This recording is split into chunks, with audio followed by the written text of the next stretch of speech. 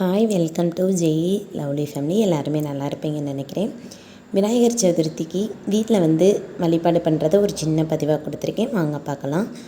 விநாயகர் சதுர்த்தி இந்த வருஷம் எப்போ வருது அப்படின்னா ஆகஸ்ட் மாதம் 27 புதன்கிழமை வருது. புதன்கிழமை அப்படின்னாலே விநாயகருக்கு ரொம்ப சிறப்பு வாய்ந்த நாள்.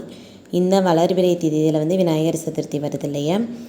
விநாயகர் அப்படின்னாலே வெற்றி அள்ளித்தரக்கூடியவர். அது மட்டும் இல்லை, அனைத்து செல்வ வளங்களையும் சகல ஐஸ்வர்யங்களையும் தரக்கூடிய வல்லமை பெற்றவர் தான் இந்த விநாயகர் பெருமான். இந்த விநாயகர் சதுர்த்தி நன்னாளில் விநாயகரை வழிபாடு பண்ணி நம்ம குடும்ப வளங்களையும் சகல செல்வங்களையும் வளர செய்வோம். இப்போ வாங்க நம்ம பதிவில் பார்க்கலாம். விநாயகரை எங்கே போனாலும் அவர் நம்மளுக்கு காட்சி தருவார். எந்த இடத்துல எங்கிட்டு திரும்பி பார்த்தாலும் விநாயகர் இருப்பார். ஹாஸ்பிட்டல் சரி, பஸ் ஸ்டாண்டு, ஒரு கடை, எங்கே போனாலும் பார்த்தீங்க அப்படின்னா விநாயகர் இருப்பார். ஏன்னா அந்த அளவுக்கு அவர் சக்தி வாய்ந்தவர். ஒரு குழந்தை மனம் கொண்டவர் தான் விநாயகர். அவர் விநாயகர் சதுர்த்தி வந்துருச்சு அப்படின்னாலே தெரியும், பசங்க எல்லோரும் சேர்ந்து எவ்வளோ ஒரு கோலாகலமாக கொண்டாடுறாங்க அப்படின்றது. அதே மாதிரி கடன் பிரச்சனை இப்போ அதிகமாக இருக்கக்கூடிய ஒன்று, எல்லாருமே சொல்லக்கூடிய ஒன்று என்னென்னு பார்த்தீங்க அப்படின்னா கடன் பிரச்சனை அதிகமாக இருக்குது. கடனில் இருந்து மீண்டு வரணும் அப்படின்னு நினைக்கிறீங்க இல்லையா. கண்டிப்பாக விநாயகர் பெருமானை வழிபாடு பண்ணுங்கள். கடன் பிரச்சனையிலேருந்து மீண்டு வருவோம். நம்பிக்கையோடு செய்யுங்க. கண்டிப்பாக அவர் நம்ம வாழ்க்கையில் உயர வைப்பார். கடவுளுக்கே முதற் கடவுள் யாருன்னு கேட்டிங்க அப்படின்னா விநாயகர் தான். அந்த முதற் கடவுளை நம்ம வழிபாடு பண்ணி நம்ம வாழ்க்கையிலையும் எல்லா செல்வங்களையும் பெறணும். அதுதான் என்னோடய ஆசை. அவரை நம்ம வீட்டில் ரொம்ப எளிமையான முறையில் எந்த மாதிரி வழிபாடு பண்ணலாம் அப்படின்னு அவங்கவுங்க வீட்டில் இருக்கிற சூழ்நிலைக்கு ஏற்ற மாதிரி நம்ம வழிபாடு பண்ணிக்கலாம். ஒரு சிலர் கவலைப்படுவாங்க, நம்மளால் இதெல்லாம் வச்சு கும்பிட முடியலையே அப்படின்லாம் நினைப்பாங்க. கண்டிப்பாக அந்த மாதிரியெல்லாம் யோசிக்காதீங்க, சரியா. நம்ம மனதார நினச்சி ஒரு தீபம் ஏற்றி நம்ம வீட்டில் என்ன வாங்க முடியுமோ அதை வாங்கி வச்சு விநாயகரை மனதார நினச்சி கும்பிட்டாலே போதும். அவருக்கு ரொம்ப பிடித்தமான ஒன்று என்னன்னு கேட்டிங்க அப்படின்னா அருகம்புல், எருக்களம் பூ இருக்குது இல்லையா, எருக்களம் மாலை, இதெல்லாம் உங்களுக்கு கிடைச்சது அப்படின்னா வாங்கி வச்சு வழிபாடு பண்ணுங்கள். அருகம்புல்லாம் பார்த்திங்க அப்படின்னா எல்லா பக்கமே கிடைக்கிது. அந்த மாதிரி வாங்கி வச்சு கும்பிடுங்க. உங்கள் வீட்டில் விநாயகர் படம் கண்டிப்பாக இருக்கும். அதே மாதிரி மஞ்சளில் விநாயகர் பிடிச்சி வச்சுக்கோங்க. மஞ்சளை விநாயகர் பிடிச்சி வச்சு அதில் 2 அருகம்புல் வச்சுக்கோங்க. ஒரு நல்ல காரியம் செய்கிறதுக்கு பார்த்திங்க அப்படின்னா ஃபஸ்ட்டு நம்ம கணபதி ஹோமம் செஞ்சு தான் எந்த ஒரு நல்ல செயல்களும் நம்ம செய்வோம். அதுக்காக தான் முதற் கடவுளான விநாயகரை வழிபாடு பண்ணி நம்ம வாழ்க்கையில் முன்னேறுவோம். இப்போ பார்த்திங்க அப்படின்னா கொலக்கட்டை, சுண்டல், இதெல்லாம் லட்டு, இந்த மாதிரி இதெல்லாம் செஞ்சு விநாயகருக்கு நெய்வேத்தியமாக வச்சு சாமி கும்பிட்டுட்டு நம்ம வீடு பக்கத்தில் கோயில் இருக்கு இல்லையா, விநாயகர் கோயில் கண்டிப்பாக இருக்கும். எல்லா இடங்கள்லையுமே இருக்கும். அந்த கோயிலுக்கு பார்த்திங்க அப்படின்னா பால், தயிர், பன்னீர், மஞ்சள், அபிஷேக பொருள் இதெல்லாம் வாங்கி கொடுக்கறது ரொம்ப சிறப்பு வாய்ந்த ஒன்று. உங்களால் வாங்கி கொடுக்க முடியும் அப்படின்னா கண்டிப்பாக கோயிலுக்கு வாங்கி கொடுங்க. அபிஷேக பொருட்கள், அலங்கார பொருட்கள், பூ, எருக்களம் மாலை இதெல்லாம் வாங்கி கொடுங்க. ரொம்ப ரொம்ப சிறப்பு வாய்ந்த ஒன்று. உங்களோட வீட்லேயும் கண்டிப்பாக இந்த விநாயகர் சதுர்த்திக்கு மனதார விநாயகரை நம்பி வழிபாடு பண்ணுங்கள். விநாயகரை வழிபாடு பண்ணோம் அப்படின்னா நம்ம குடும்பத்தில் இருக்க எல்லா கஷ்டங்களும் நீங்கி சகல செல்வங்களும் சகல ஐஸ்வர்யங்களும் நிறைந்திருக்கும் அப்படின்னு நம்பிக்கையோடு செய்யுங்க, சரியா. கண்டிப்பாக நம்மளுக்கு கொடுப்பார் விநாயகர். இப்போ இந்த வீடியோவில் நீங்கள் பார்த்துட்ருப்பீங்க, இந்த விநாயகர் என்னோடய பசங்க தான் செய்வாங்க. வருஷம் விநாயகர் சதுர்த்தி வந்துருச்சு அப்படின்னா ரொம்ப ஆர்வமாக இருப்பாங்க. 2-3 நாளைக்கு முன்னாடியே ஆரம்பிச்சிருவாங்க, அம்மா விநாயகர் செய்யவா விநாயகர் செய்யவா அப்படின்னு கேட்டுகிட்டே இருப்பாங்க. அந்த மாதிரி தான் அந்த காலையில் செய்ய ஆரம்பிப்பாங்க. நான் எப்பயுமே பார்த்தீங்க அப்படின்னா சாயந்தரம் தான் 6 மணிக்கு மேலே தான் சாமி கும்பிடுவேன். ஒரு சிலர் காலையிலேயே கும்பிட்டுருவாங்க. உங்களுக்கு எந்த நேரம் ஒத்து வருதோ அந்த நேரத்தில் கும்பிட்டுக்கோங்க. இப்போ சாயந்தரம் அப்படின்னா வேலைக்கு போனவங்கலாம் போயிட்டு வீட்டுக்கு வந்துடுவாங்க. எல்லோரும் சேர்ந்து சாமி கும்பிட்டுக்கலாம் இல்லையா. அந்த மாதிரி தான் நான் 6 மணிக்கு தான் கும்பிட ஆரம்பிப்பேன். அழகாக விநாயகர் செஞ்சு கொடுத்துருவாங்க.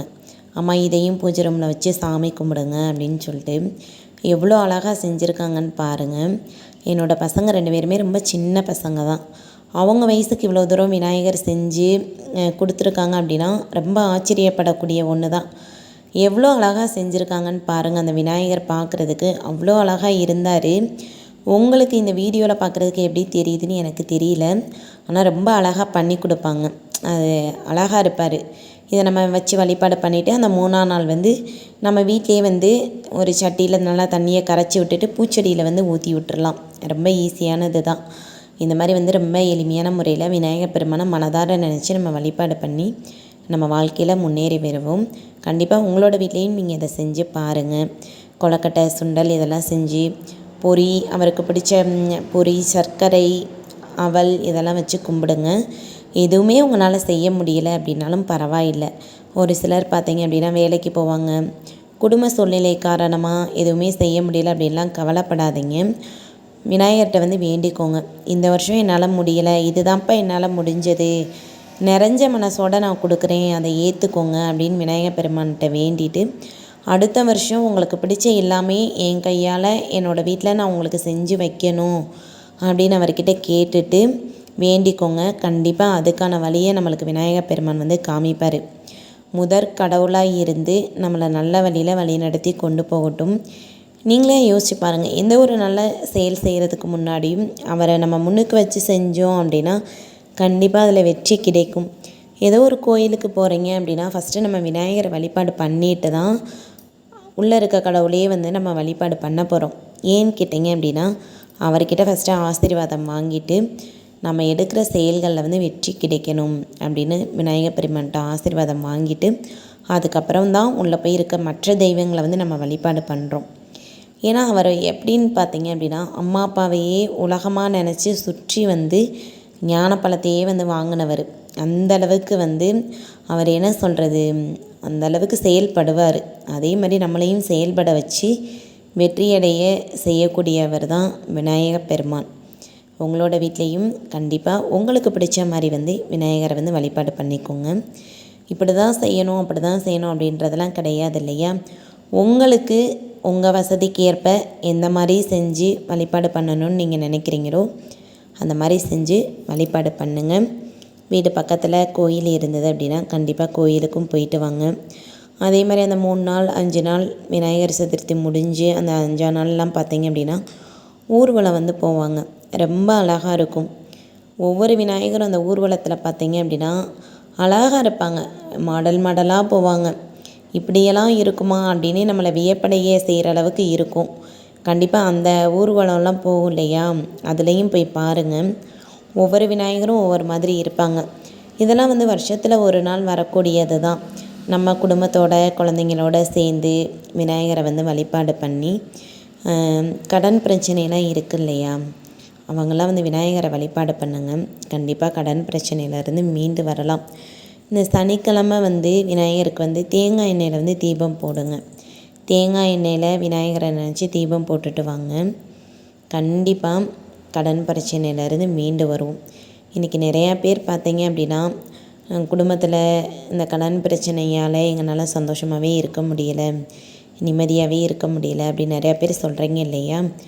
இந்த விநாயகர் சதுர்த்தி அன்னைக்கு விநாயகர் பெருமானை மனதார நினச்சி எங்கள் கடன் பிரச்சனைகள் தீரணும், குடும்பத்தில் செல்வங்கள் நிறைஞ்சிருக்கணும் அப்படின்னு மனதார வேண்டிக்கோங்க. உங்களுக்கு இந்த பதிவு பிடிச்சிருந்தது அப்படின்னா ஜெய் லவ்லி ஃபேமிலியை சப்ஸ்கிரைப் பண்ணிக்கோங்க. தொடர்ந்து சப்போர்ட் பண்ணுங்கள். Okay bye. இதே மாதிரி நம்ம அடுத்த வீடியோவில் பார்க்கலாம்.